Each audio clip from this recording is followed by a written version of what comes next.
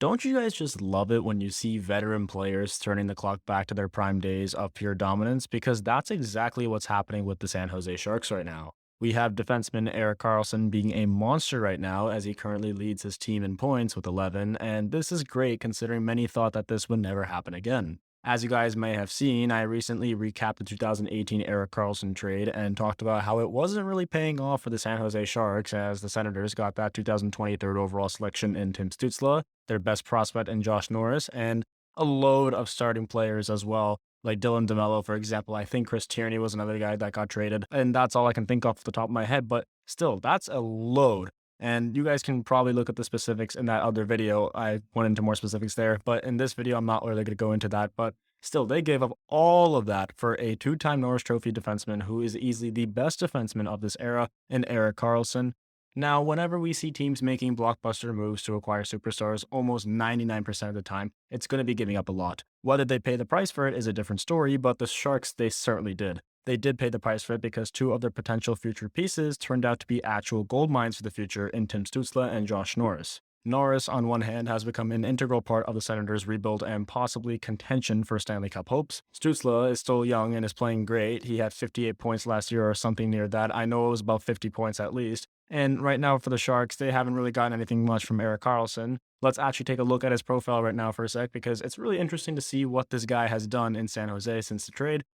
When the trade happened just days before the 2018-19 season would get started, everyone was calling the Senators absurd, calling them crazy, calling them just dumbfounded, but they never would realize how at the end of the 2018-19 season, Karlsson notched 45 points, which is obviously great for any defenseman, greater when you consider that he helped the San Jose Sharks make the playoffs and make a run all the way to the Western Conference Finals to eventually lose to the Stanley Cup champions at that time, which was the St. Louis Blues, but again, this was absolutely nowhere near the production levels he had in Ottawa. He had never hit a number below even 60 points since the 2012-13 season, but then when he got traded to San Jose, the numbers just dropped year by year. 2019-2020, it was 40 points, and then in the 2020-2021 season, it was 22 points. The year after that, it went up again, but not by a lot. He reached 35 points during the 2021-22 season. But still, it's nothing what he was doing in Ottawa. And if this was another defenseman who was traded to San Jose, say, I don't know, Cody Ceci or Chris Weidman being traded for a pick or a prospect, and they're putting up these points, then that's absolutely huge, but that's not the case, right? We're looking at a guy who's way more advanced than that in Erik Karlsson. The two biggest assets who he was traded for in Stützle and Norris are building the Senators' future. It was almost like a guarantee that the Sharks were getting a prime Karlsson who could put up 60 points or something like that, but we all know that wasn't going to be the case. Let's go back to that 2019 Cup run again. But it's not just bad that he himself could not deliver like 50, 60 points that year. It's bad that a heavily veteranized crew in Karlsson's first year could not make anything out of his presence. They had Joe Pavelski, Joe Thornton, Marc-Edouard Vlasic, Couture, Hurdle, Burns, Jones, Karlsson. The list can just go on forever. And they had all these guys and still didn't make the most out of it. They did not win the Stanley Cup final, which was the goal. And when you have a guy like Erik Karlsson, you're expected to be contenders.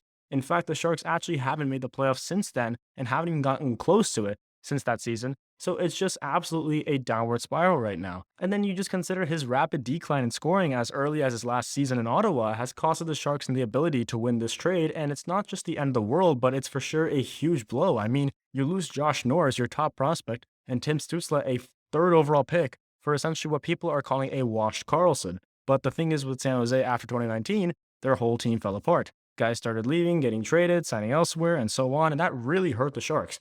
Tomas Hertl and Timo Meier became their two best point producers, which literally meant that the Sharks' best players were these two young guys and the rest of the team could not contribute as much. And this seriously affected Karlsson as he wasn't able to score. Almost nobody could.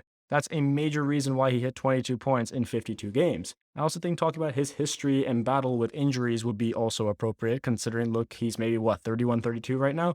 He was drafted like 15th overall by the Senators in 2008, so he's around 31, 32 if you do the math. This is certainly the age where injuries could be the most chronic, the most common, and definitely the worst effects can happen. He's also a father, so doing many jobs for himself may be a bit complicated, but hopefully all goes well with him. Either way, he's not played more than 60 games in a season with the Sharks. Since the time the trade happened, he has not played 60 or more games. What's pretty normal to see is how this is a guy who's not been able to produce because of injuries, because of his age, and that sidelines from the Sharks getting the best out of him. I feel like his lowered abilities on offense are because of his aging, because of those injuries, but even though he was turning the corner last year, I think this year he's really going to prove himself. Right now, as of October 31st, happy Halloween everyone, Karlsson has 9 points in 10 games, meaning that this is almost a point per game pace. In these 9 points, he's gotten 4 goals and 5 assists, which he tied Logan Couture and Nico Sturm in goals and assists. He's leading in points. In those 9 points, he's gotten 4 goals and 5 assists, which he tied Logan Couture and Nico Sturm in goals and assists he's leading in. And he's also leading in points, and that's kind of surprising, not gonna lie. For me, it's pretty surprising. I don't know about you guys, but it's definitely surprising for me. The offensive abilities of the entire team are starting to flick, which certainly makes this trade a lot more interesting because look, the Sharks, I'm not going to lie, they were pretty bad, but if Karlsson manages to be the player he once was with Ottawa, this Sharks team could certainly be a real threat in the future. And even though the Sharks, they've been having a pretty bad season so far, Karlsson currently leads the team in points. He's one of the few veterans left in San Jose, and he's making the most of it with his contributions. He has not only been an offensive presence, but a leader as well. This season is just starting to hint at what success he can build on a very questionable roster for the San Jose Sharks. And to be fair, this guy may be really unraveling the harsh criticism he's endured in his time with the Sharks, provided that he continues playing great hockey and keeps putting up points. I don't think the Sharks could ever truly win this trade by a landslide or even win the trade in just general, considering what Ottawa has made with Stützle and Norris, but perhaps Karlsson can take some pressure off the organization by playing decent hockey this season. Let me know in the comments what you guys think about Karlsson or the trade in general. Otherwise, thank you guys for tuning in and have a wonderful day.